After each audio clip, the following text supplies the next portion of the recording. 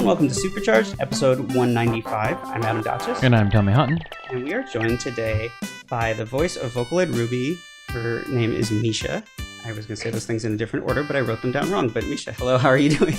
Hi, nice to meet you guys. Me too. I actually am going to repeat some things that everyone already knows in the room. But I saw you on Real Future, which is a show on Amazon, and I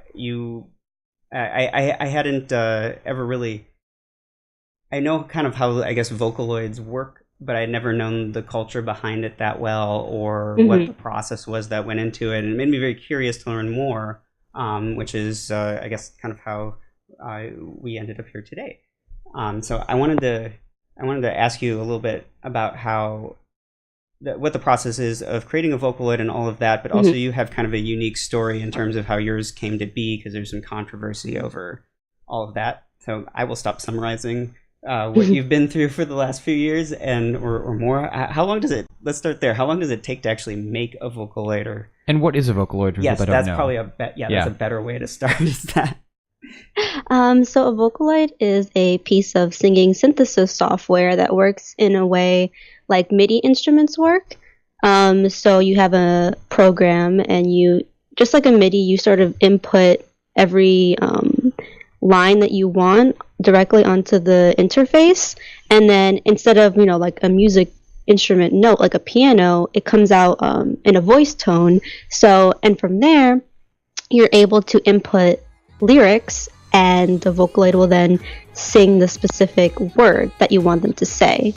And it takes lots and lots and lots of dialogue recording,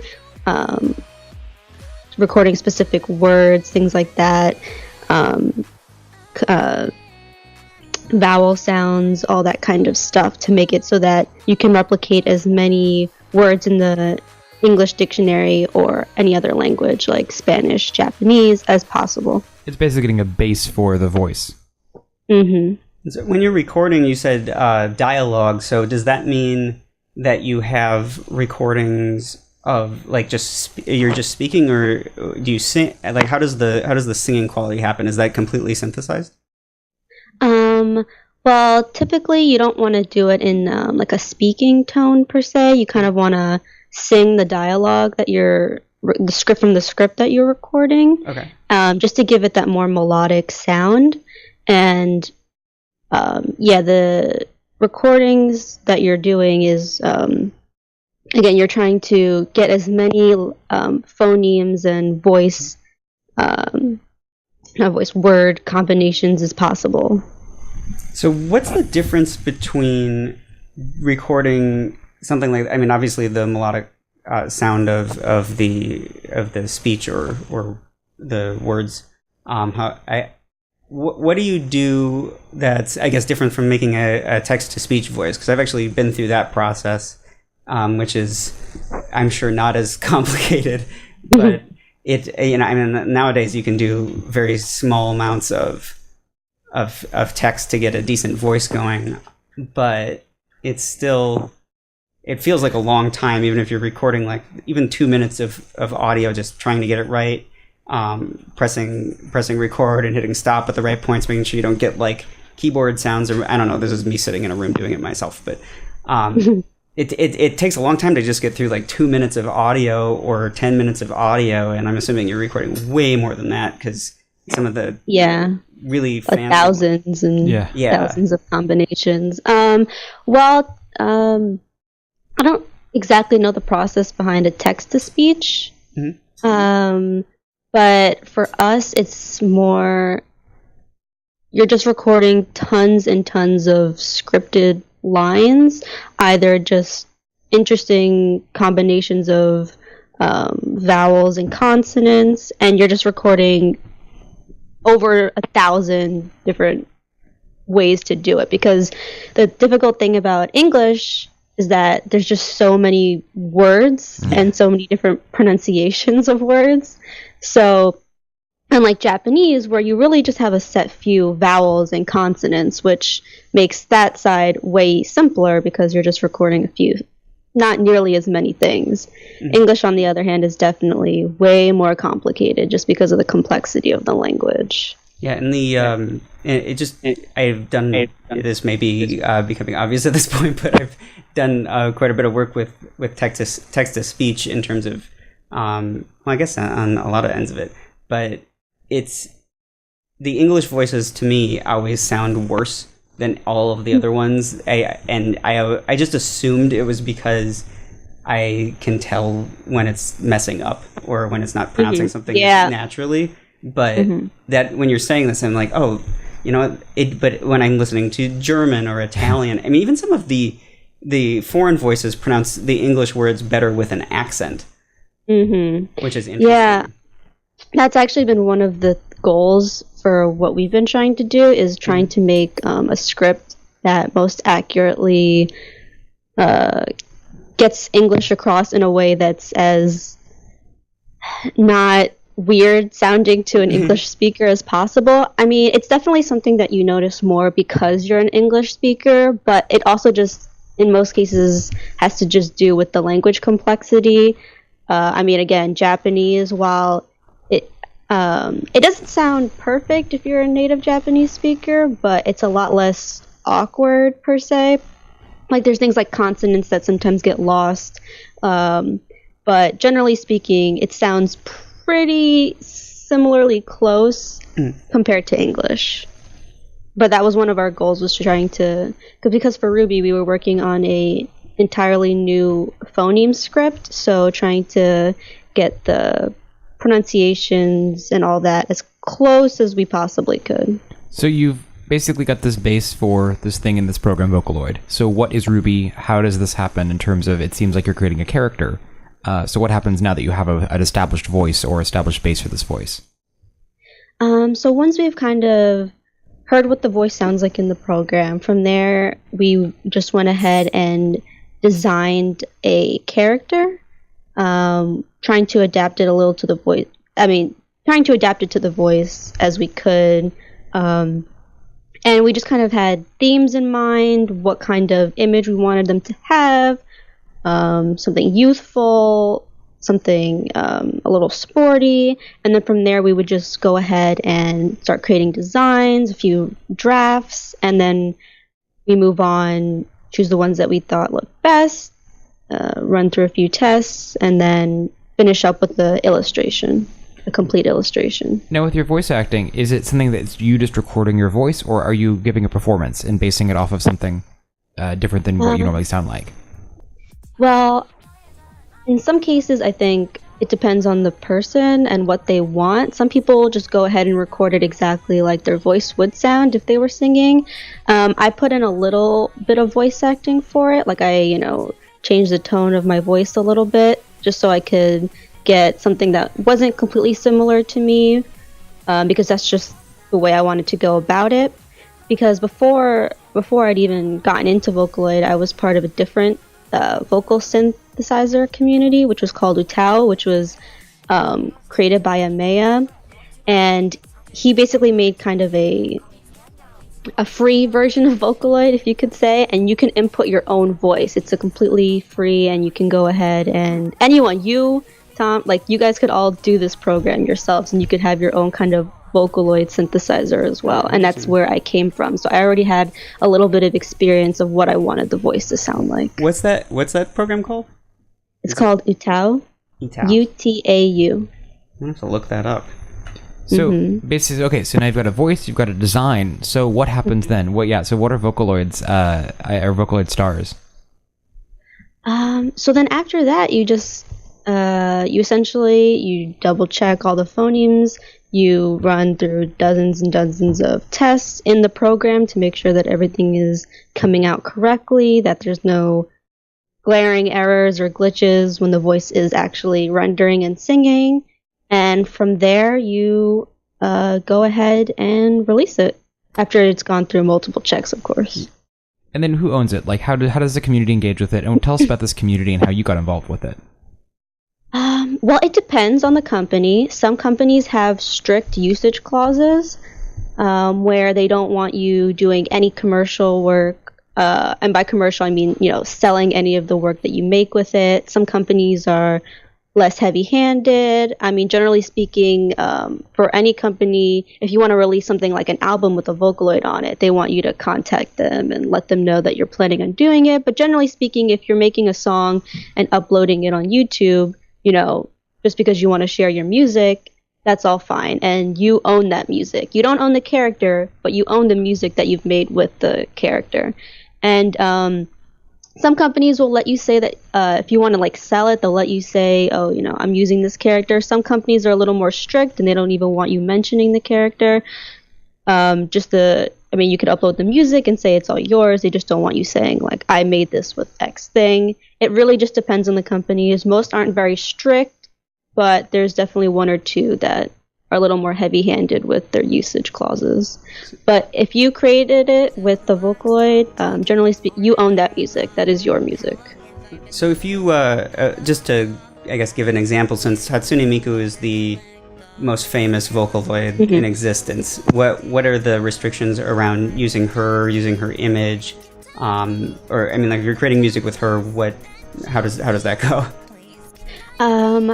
I can't say for sure, but I'm fairly certain that you're allowed to use her image for any free work that you're doing. If you want to use her image commercially or sell an album with her, Krypton Future Media has a way to contact them, and they're generally very understanding, and they'll give you a usage clause. I'm not 100% sure if they make you jump through any further hoops, but as long as you kind of contact them and have all the copyright in place saying, Hatsune Miku belongs to Krypton Future Media, I'm pretty sure that they just let you go ahead and release your album and, able to make sales off it. As long as you're not using it in a huge way, like on a billboard or something.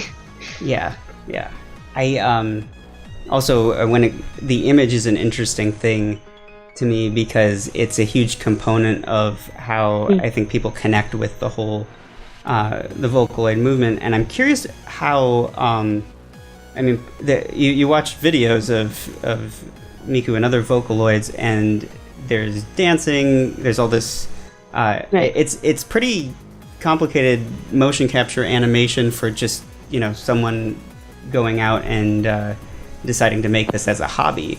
Make the music as a hobby. Not even most of it is motion capture. A lot of people hand really? Okay. Wow. Animate. Because I've seen a lot of the ones where they show kind of how the motion is being captured, and it looks like it happens in stages and stuff. Yesterday. Well, for the big concerts, those are typically motion captured, like the ones run by Krypton and Yamaha. But for a lot of fans that use 3D software like Miku Miku Dance, where you can just have the characters in a file, a lot of those are actually hand animated. Okay. Because I'm thinking, I don't know if you've ever seen this, there's a AI channel of this anime girl, I guess she's playing some of the time. Futaba-ai. What? Futaba-ai. Maybe? I just came across this the Yeah, she does these YouTube videos where she's playing video games. Yeah, and I remember there's one where she blew up a car. Those are motion capture. I'm pretty sure that those use the Kinect camera. Oh, interesting. Yeah, that's a pretty big way of actually motion capturing on these programs.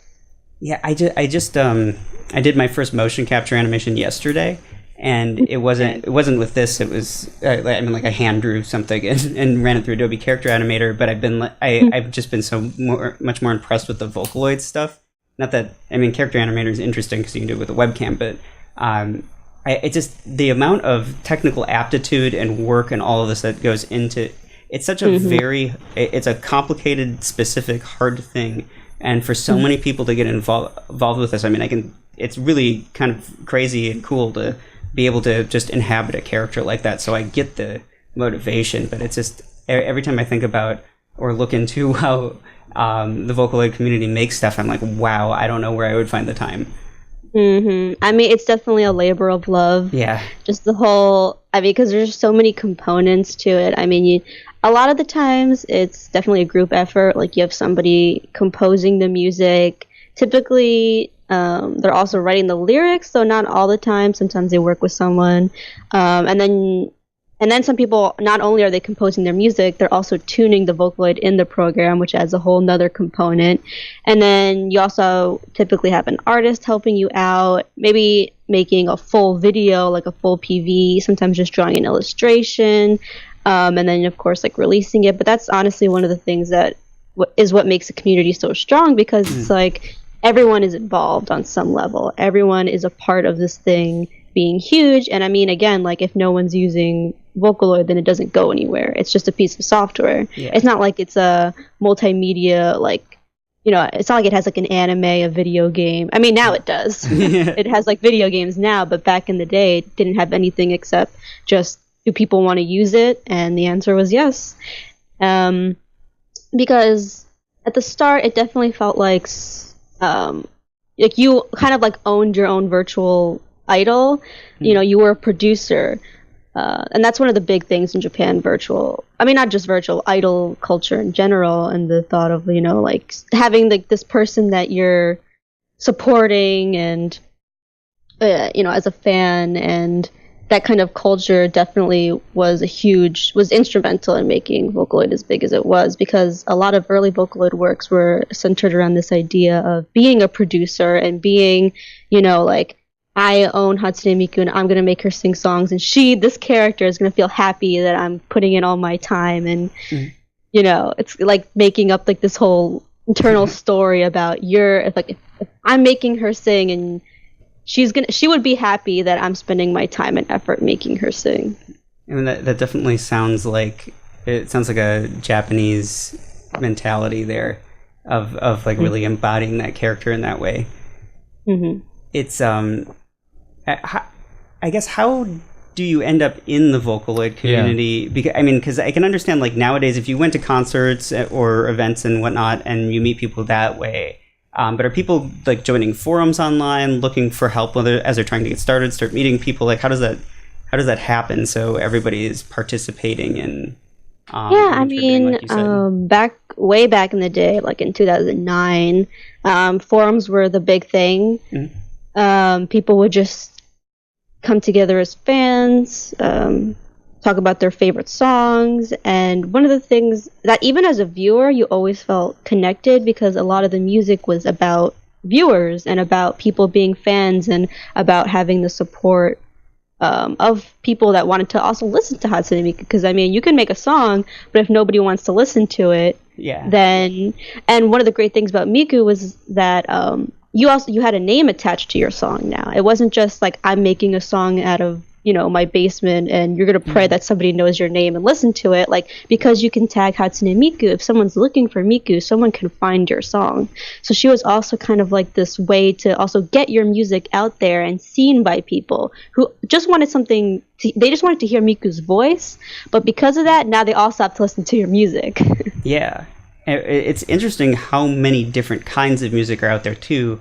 Because I was looking. My friend of mine and I, we go to the Zumba class, and our teacher is very into anime and cosplays and does all this stuff. And so we thought she had to end her class she's back up again now, but had to end her class for a while because of a job she got. She couldn't make it back in time after work, and so we wanted to put together like a Zumba anime dance for her, and we're looking around, and we kept coming across all these Miku songs, and there was one that was like a polka song, but but also a little EDM, and and so we picked that because it was just so weird, but it was kind of crazy to like, and I'm thinking about it all now, and it's like wow, okay, so we actually kind of someone decided to make that weird song. They decided to do it with Vocaloid. Then we found it on the internet and made a dance for an exercise class out of it. It's kind of amazing how this happens. That's one of that was one of my biggest draws to Vocaloid, was just the sheer range of music that you could find. I mean, you could find Miku singing rock songs, pop songs. There were some rap songs. I mean, you can find country music. Like, you can find, if you're looking for it, you can find it. Somebody out there has, because again, it's not it's not like you're making like people are making the music they like and then putting her voice over it. So you just have like this incredible range of different styles, all, but all with music just sung by Hatsune Miku. So I mean, you can find R&B songs, weird like alternative music. You can find folk music. I mean, there's just the possibilities are endless. With the community that you obviously were starting to get into, how do you go from being just community member to jumping in and creating your own Vocaloid? Well, I was approached to do it because I had, like I had mentioned, I'd already been part of this Utao community. So my friend, this person, these people, I had already gotten pretty well known in this community, and because of that, like, they already kind of understood how my voice would sound in a vocal synthesizer. And I was just kind of someone who was approached, and they were like, hey, do you want to be part of this with us? And I said, yeah, sure. It's like, it's cool how that happens. Because I just think about how, like, in the real world, not that this isn't the real world, but I mean, like, in meat space, if you're like doing something, if you're interested in, we're in Los Angeles, so you gotta go this way, but if you're interested in like writing a movie or something, no one comes up to you and is like, oh yeah, right. How about you do it? It's definitely a smaller community, definitely more insular, so you kind of at some point like start to know everybody. Yeah. And I mean, for this project was more of a experiment, honestly, because again, we were trying new recording scripts, we were trying all sorts of new things, because English Vocaloid in general hadn't changed much from being one of the first recording scripts all the way back in when the first few were released, like Miriam, Lola, Leon. So this was kind of like just a big, we're gonna try and do something completely different, try to make the English system better. And we know we can do it, so we're gonna get out there and try, because again, it's not just programming really that we have to go through, we also have to go through linguistics and phoneme scripts and making sure that everything sounds good. And that was all from this programmer. His name was Sho, and he did a really, really great job, like tons and tons of research into phonemes and all that good stuff. And obviously, once you have the bass voice, then it's a matter of the visuals. So how did you craft the visuals in terms of Ruby? Did you go with an artist you want to work with? Was the artist already part of the project? So that was me and another artist who designed her. We just sat down and just went through tons and tons of drafts, making sure that things looked good. And then in the end, we got this artist, Natasha Yuri, to draw the final illustration. And then my friend also drew a final illustration as well. So honestly, the art part was just more us sitting down, getting it done, having tons of design concepts, and from there just fleshing it out, making character sheets, seeing how she would look at all angles, things like that. In terms of her look, what ultimately decides, even her height, like different things like that? I'm curious what made you decide certain aspects of the character. And I just want to interject quickly. This is where the controversy was after the release, right? Mm-hmm. There was some issues with the company wanted, or well, I don't know. I'll let you tell the story because I'm not really sure on the details. So that was just more of a situation where, to begin with, we were kind of like contractors in a sense. Mm-hmm. This company was like, yeah, we'll go ahead and help fund what you guys want to do, because we know that you guys have this plan and all that stuff. And so we said yeah, and they said originally that we would go ahead and be able to have our own design, and they would have their own design for the character. And we said, okay, that's great. So we went into it thinking that there was going to be two designs, like their design and then our design. And then the whole Real Future thing happened, and the Real Future company had also kind of been talking to the company that we were working for, and we'd kept asking for a while to like, oh, can we see the design that you guys are planning, just so we know what's going on, just so we have like ideas. and they just kept kind of like being avoidant about it, I suppose you could say. And then unfortunately, by the time I kind of got to California and was doing this whole TV show, then I finally, like, I didn't even see it until the reveal, essentially, on that TV show. Oh, really? So that was, so that was kind of the big issue for us, because we had gone into it thinking, oh, you know, we're also going to have a chance to reveal our own design. And, you know, I was kind of showing the people on the camera the design and all this stuff. And then in the end, it was just their concept and idea. And that wasn't really what we had discussed. So, it kind of ended up becoming an issue, you could say. It wasn't just your team. Like, people had seen your design and they were upset that because the change was it was quite drastic, wasn't it? I mean, because again, we had been showing them all of our concepts, all this stuff, and they just kind of went ahead and did this without us, even though we knew what the community wanted. We know what we know what the community likes and all this stuff, and it just wasn't what the Power Effects was really doing. And it was clear immediately that, you know, no one really liked it that much, and that's why we really tried to like fight for our design to be, you know, at least like we just originally intended for them to just be alongside it, but after everything that happened, they ended up just going with our design. And the difference was theirs was kind of like it had some similar colors, but it was kind of a generic anime girl, and yours had more of I don't know exactly how to describe her other than I remember the hair being shorter, but what was it? Yeah, I mean, exactly? The design just, it wasn't, the problem is it wasn't anime enough. Honestly, their design, like, it was just kind of, it just wasn't, we just knew from the outset it just wasn't really going to be what the community likes, because one of the big things about the overseas community is definitely because Vocaloid has like this Japanese artistic style behind it, and that's what a lot of fans like, and that's what makes it this really popular niche thing. And that because at the end of the day, at least overseas, like for now, Vocaloid is still a niche thing, so you really want to cater and hone in on that niche, because that's the people that are going to support you. And as it stood, the design just wasn't, a lot of people just didn't think it was super cute. Like, people definitely want things that are more like youthful, cutesy.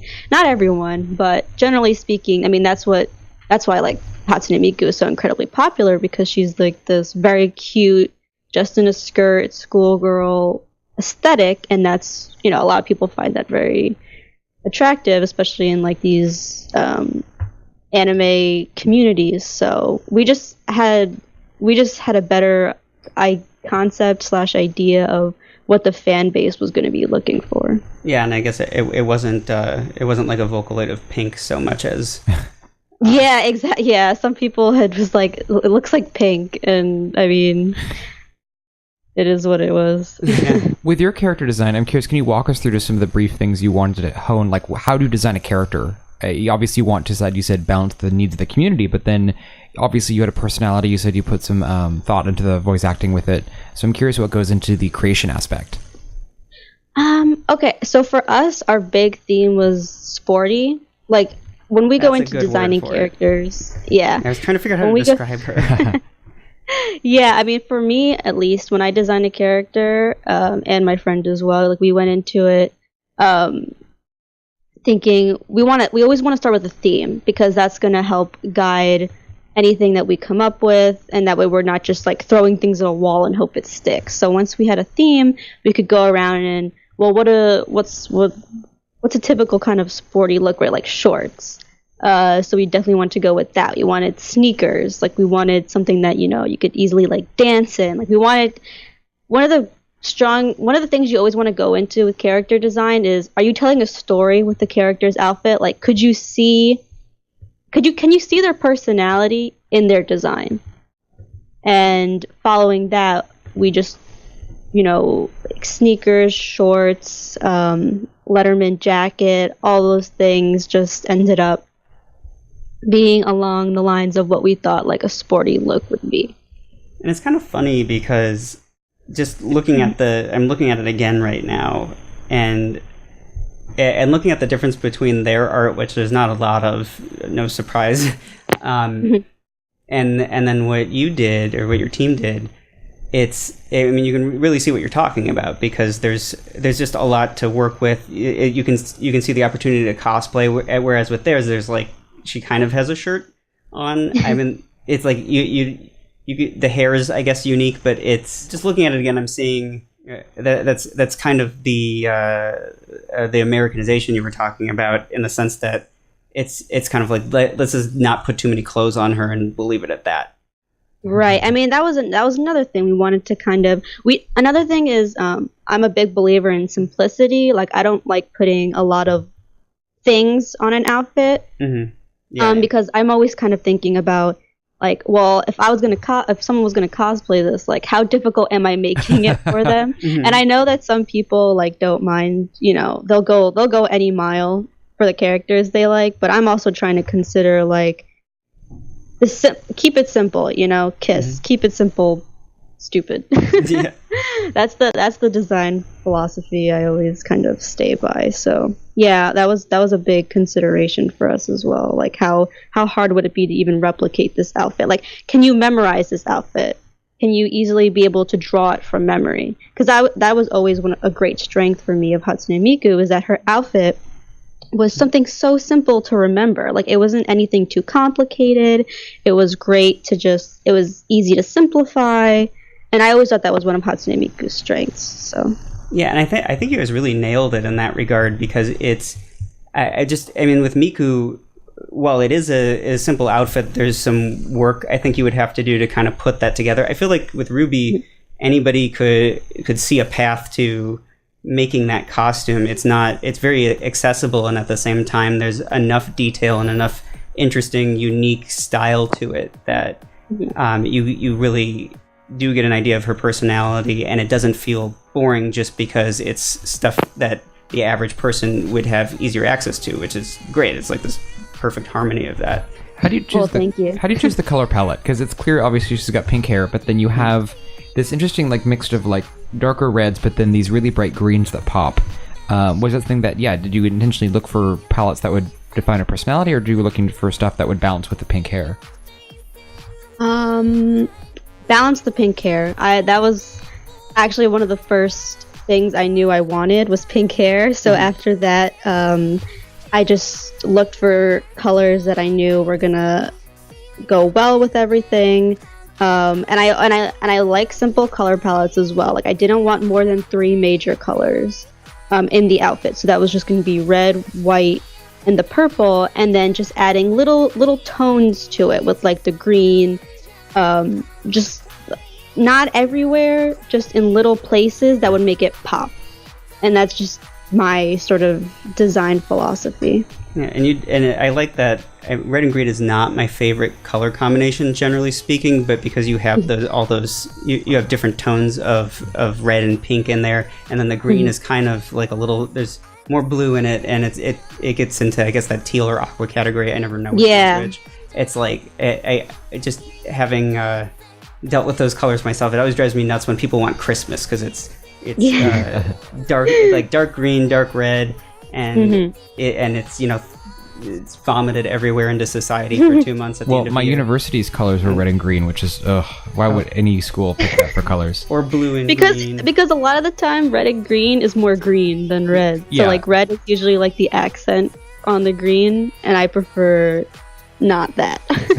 I think it's interesting because when logos are created, you get people go with often complementary or split complementary colors for them, and you were red and green, I was blue and green for my high school, and when they're just thrown together like that in their most vibrant forms, or even it's hard to combine 2 colors together and really make them. I feel like it feels overly saturated, maybe not literally speaking, since we're talking about color, but it just goes. There's too much. And it's too straightforward. And having the tone variation and picking something dominant. Now we're getting into. I didn't think we were gonna have a color conversation today. But you get that together, and it's just like I wish people thought more about color. And I guess it's newer. Me too. But That's always been a huge thing of mine. It's funny that something so simple, but again, it's like this character, obviously, once you start defining it, once it's out in the public, you can't really go back and change and say, yeah, we didn't really want this. It becomes part of this character. What about even the name Ruby? Where did that come from? Honestly, that was just a product of me wanting a short 2-syllable name and then searching for names that we thought would be cute. And we settled on Ruby. But I knew I didn't want it to be something long. I prefer 2-syllable names. They're very easy to fit into music and things like that. So because of that, we decided on having that it would be 2 syllables, and from there we just looked through names and decided on Ruby. Now, did the color, like obviously rubies are known for being different colors, did the color palette help influence or name help influence the color palette when you first started looking for reds or something? Or was that just... Yeah, it ended up helping to, we ended up going with red eyes because that was, it ended up playing a factor in me thinking about the color scheme instead of just being able to just do whatever I wanted just off the bat. It helped me hone in on a concept and an idea, and it ended up definitely kind of helping me solidify my ideas because I did want it to match the name. So you have this character now that's obviously you put a lot of time and thought into it, and it's out there. Are you happy with how the community is involved with her? What are your thoughts on sort of how you integrate new characters into this world? Once it's out, it's out. The character's out of your hands, and honestly, like for me, I don't even consider her my thing or any of the team's thing. Vocaloid is always, for me, first and foremost about the community. What does the community want to do with them? How do they want to interact with them? So for me, it's really just once it's out, it's out. It belongs to everyone else. It's, death of the author, all that stuff. And I'm definitely pleased with how, people really liked her design and all that stuff. And people tell me like, oh, she's so cute and all that stuff. And for me, that's really just that. As long as people think that, I am a happy camper because we spent a lot of time on that design and all that stuff. Have you seen cosplay versions of her in the real world? I have not seen any in real life, but I've seen some online. Well, yeah, I'm curious. Is it surreal to see a creation? I know you just even in thinking of the simplicity of the costume, obviously you had that in mind, but is it weird to see something that you've created that people are, adopting to even dress up like it? It's always a little wild when you see it because you're like, wow, I helped create this thing. I'm a part of this. But it's what you hope for. So it's always really exciting to see it. Yeah, I think Tommy and I would both be excited if we ever had something like that. Yeah, I mean, people are engaged. Yeah, no, I mean, it's surreal, I think, to imagine that you've helped create something that was in your head at one point that then has become something real. Yeah. And definitely from the start, Ruby, for me, it was always something I wanted to create for a community. It wasn't something that I, typically, I draw on things like that. When I create characters, I create them for me. I create my own ideal outfits and things like that. But when designing Ruby, I really wanted it to be something for everyone. I wanted it to be a design for everyone to enjoy. And that's why we didn't even give her a skirt or anything like that, because I wanted it to be a little more of a gender neutral kind of outfit. So why do you think the community, Vocaloid community exists? Why do you think people have latched on to these sort of digital synthesized creations that are kind of not, I don't want to say free, but that are, like you said, belong to the community? Because of the sense of camaraderie you get with people.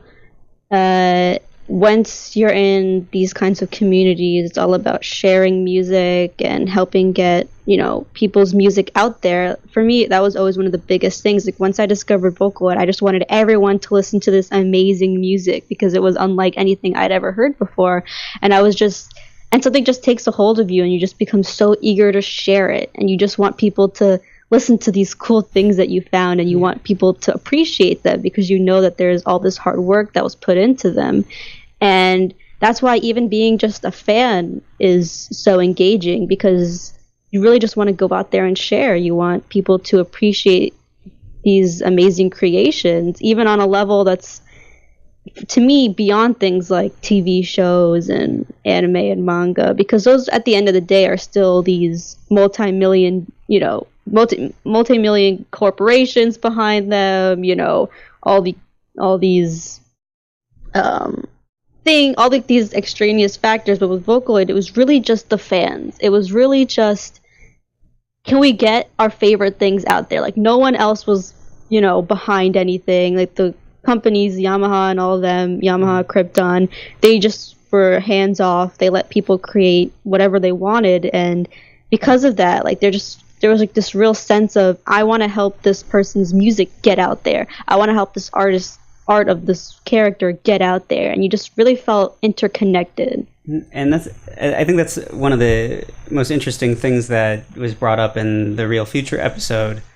That when people go to the concerts, it's not like they're going to see someone they're idolizing, but they're going to see someone whose career they helped forge together with everyone else there, in whatever capacity, even if it's just existing, and that, which is really cool. And I wish more companies did that, because I think back to when I was covering more stuff on the Microsoft HoloLens a few years back, and I'd kind of gotten a little bored with technology. I don't know if that's the right way to go, but in the smartphones, it was like, oh, there's this new thing, and it was exciting to kind of hack around with those and find out what you could do with a smartphone. And then they matured very quickly, and things kept getting locked down, and there was no sense of exploration. And they weren't created for people to explore on. They were created to be what the companies wanted them to be. And then when the HoloLens surfaced, so to speak, it was this thing where Microsoft was like, we made this really crazy piece of technology, and we're not 100% sure what to do with it. So here you go, if you've got $3,000 anyway. And please make stuff, figure it out with us. And if everyone could do that, I just imagine how much better a lot of these products would be. We'd actually, even if you didn't have what you want, you'd feel like you're a part of what was being created. And maybe we wouldn't get so caught up in a smartphone not quite doing everything we want, if we felt like we were part of the process. So I feel like it's the sort of thing that a lot of companies could look at the Vocaloid community and say, this is something that I could do to make my business better and make my customers happier, because then they're then we're actually part of something instead of just supply chain, basically. Yeah, I mean, it is a little scary for a company to do that, though, because at the same time, just leaving it in the hands of everyone else, and if it ends up not doing well or not being noticed, then unfortunately, because I mean, when Vocaloid first came out and the first few were released, hardly anyone took notice. There was a few before Miku, and luckily Miku was the break that they were looking for. I mean, they weren't even really, Krypton wasn't even intending to sell that many, but they definitely put a little more effort into her release, and honestly, it was the right place at the right time, because it was the rise of Nico Doga in Japan, which was their video sharing site, which was super community driven, and Miku just came out at the right place at the right time, and they latched onto her and they started making memes and all these things, and from there people were like, you know what, we're really gonna use this software and we're gonna make music with it because we feel connected to this character. This might end up turning into somewhat of a weird question. I'm prefacing that way, it sounds like it's scary, but it's more of like not totally related to the topic, but give me a second and I think it'll make sense. Because I've been thinking a lot about internet communities and kind of how we come from and the tribes we belong to, so to speak. And it's just looking at having jumped around into different things from, getting into YouTube a couple of years ago, like I said, with the HoloLens, experimenting with machine learning, and I've been kind of exploring all these new things there's so many new things that are coming out, and every time I go down the rabbit hole of each one, I feel like I've gone into an entirely different world in some ways, that I'm existing with these new people and this new culture that I didn't realize, and then I hear you talking about video sharing sites in Japan, and I start thinking about all these different things, and how, some of them are tied to specific physical locations, but in a lot of cases, like the Vocaloid community is international. So it's this thing where you kind of have it, no matter what community or whatever that you're in, there's always going to be this little bit of a bubble where because you have this friendship, you have this companionship that, draws you into that. And so I feel like these communities get created, you have this place where you belong, and then it almost kind of shifts the way the world looks. Every time I'm into something new, the world looks like a different place. And I'm curious if you've, like before Vocaloid, after Vocaloid, I mean, how did that change your perspective on kind of everything in general when you became part of a community that's doing something on this scale? Well, for me, I initially, when I first discovered Vocaloid, I didn't like it. Oh, yeah. My dad's a musician himself. He plays the trumpet. And when I first seen this thing, I kind of was like, well, is this trying to replace real singers? Like, is this trying to replace musicians and things like that? So I was kind of turned off, just off the offset. And then eventually, like, as the vocal community grew and grew on, like, all these anime websites that I was on at the time, because when I was young, like, they had, like, all those, like, the Neopets and the Gaia Online. And that was where all of us young people hung out. And as the music became shared more and more on these websites, you just end up having to listen to it at some point.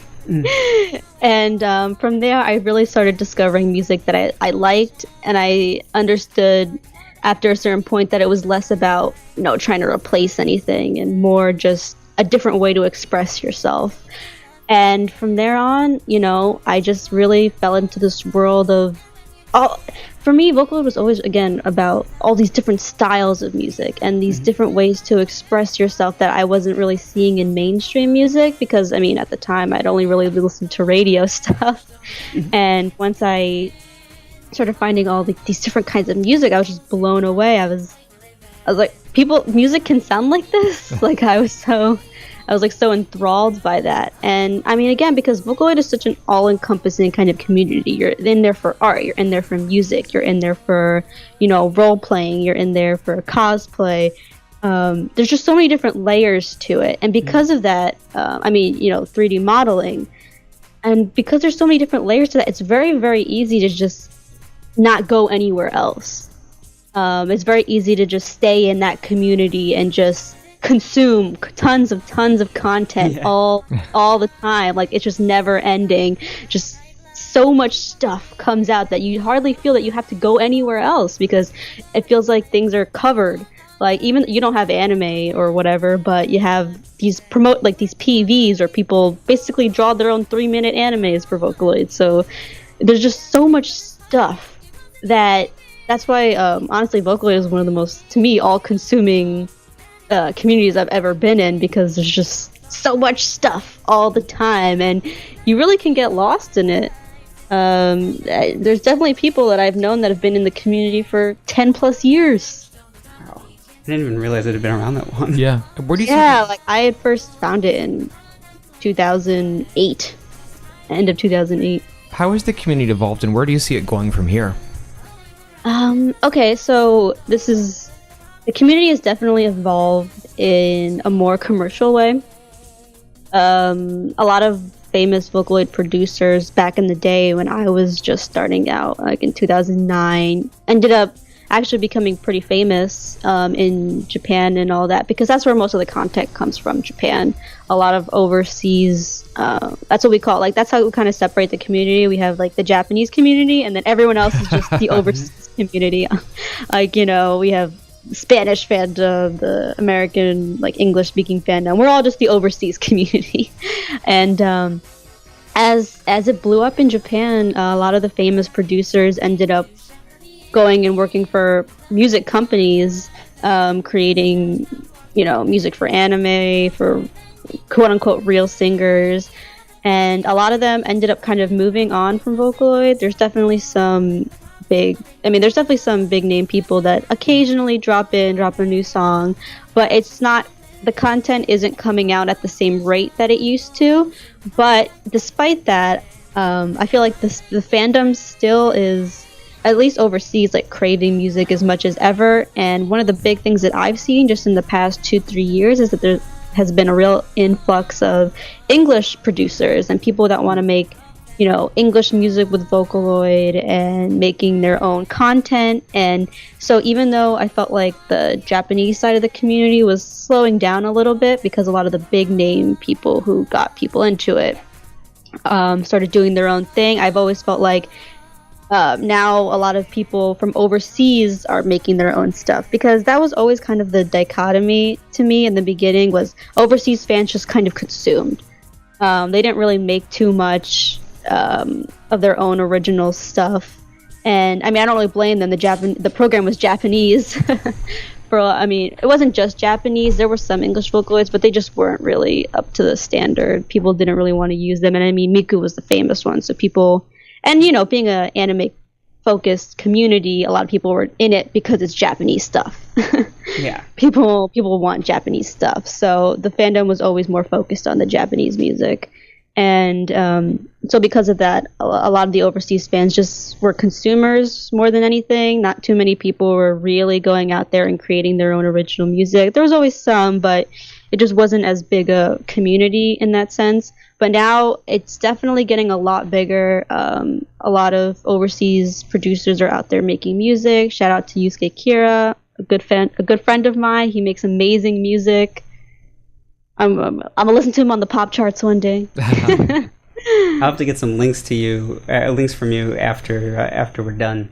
Of some that you really like. We'll put them in the show notes, and also maybe like a favorite of yours that someone's made with Ruby. Mm-hmm.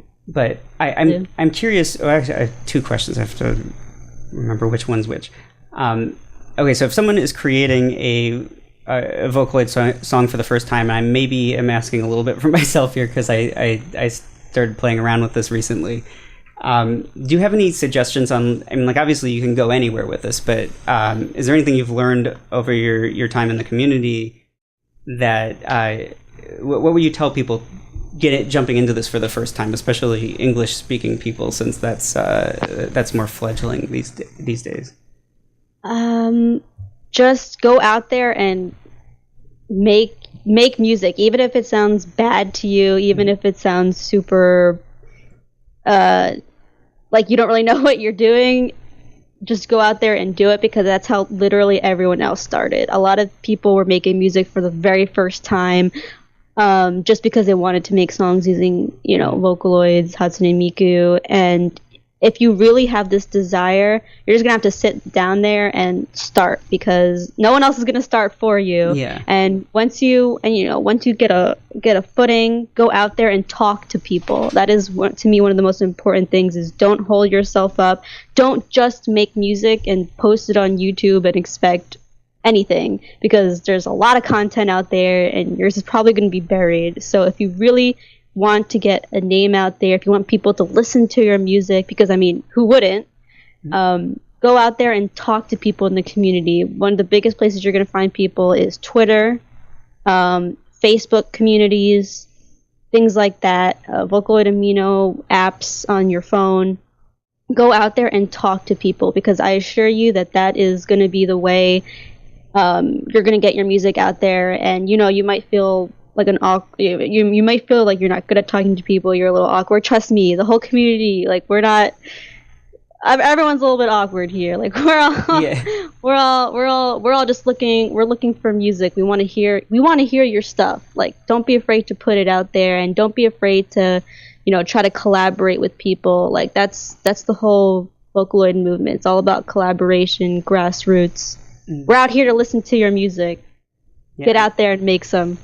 Very inspiring. I think the first time that when I started doing music at all, and it's always just been a hobby for me, because sometimes I just get bored with what exists, and maybe I need to go through the Vocaloid archives, because there's probably a lot out there I haven't heard.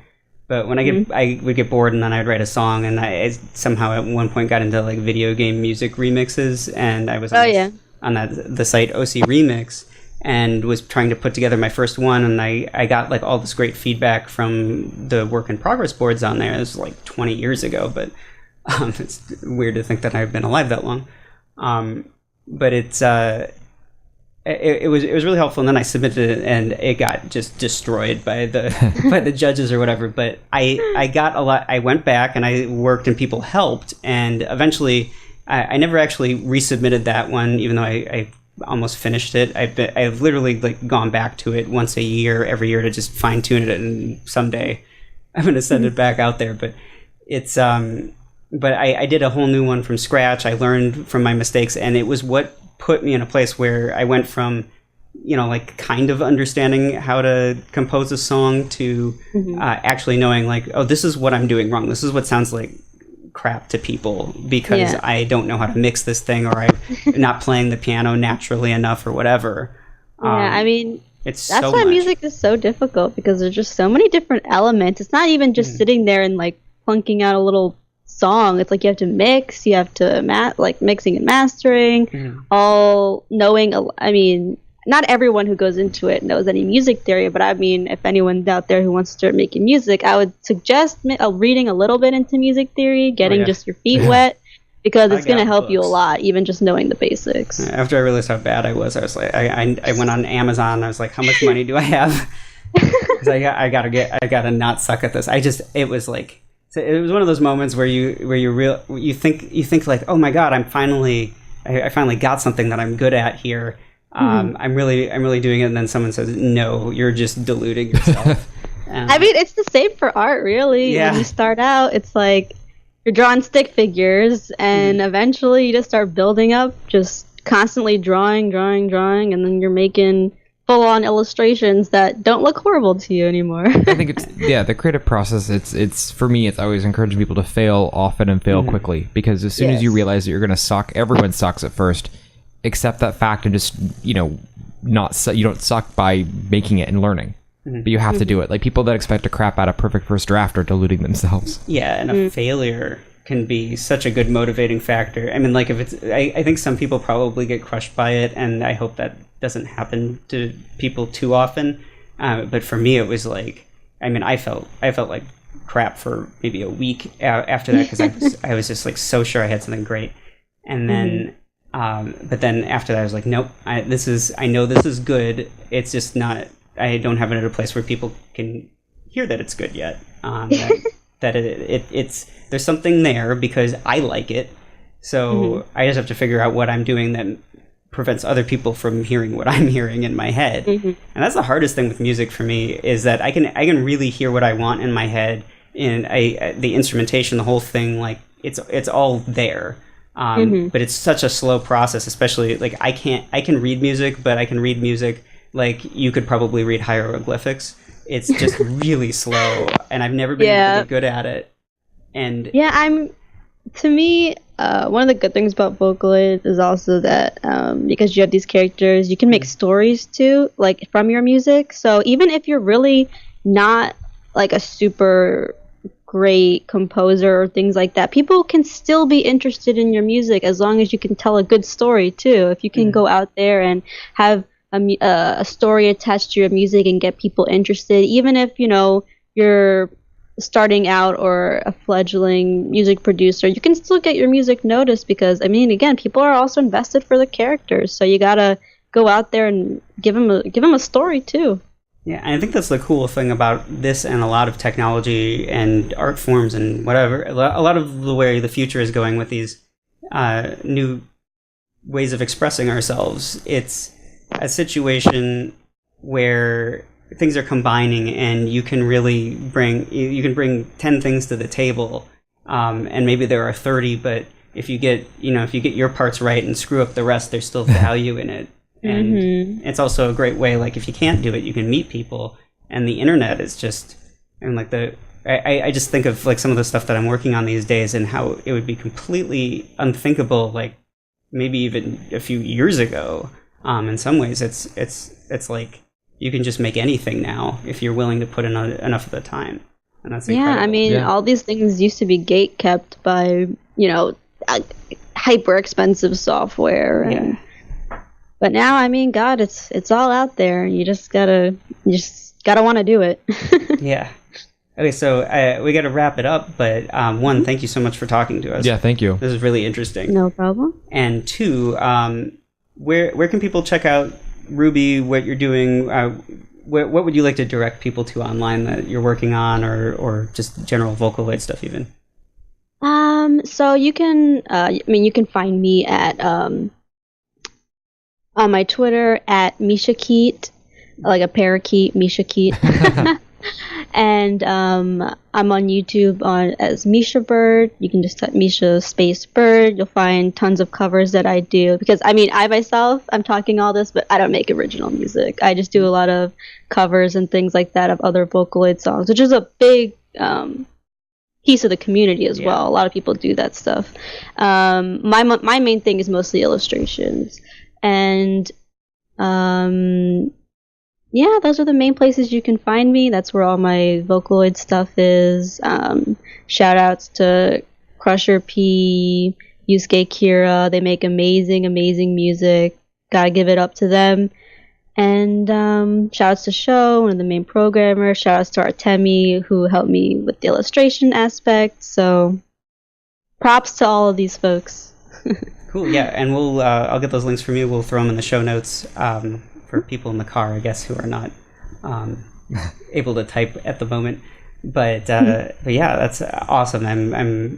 I feel more invigorated to like jump into this again, because I have like half a Vocaloid song, and now I'm like ready. I got stuck when I had to switch computers and reinstall everything, and now I'm like, I'm gonna spend an hour on this today again and get back into it.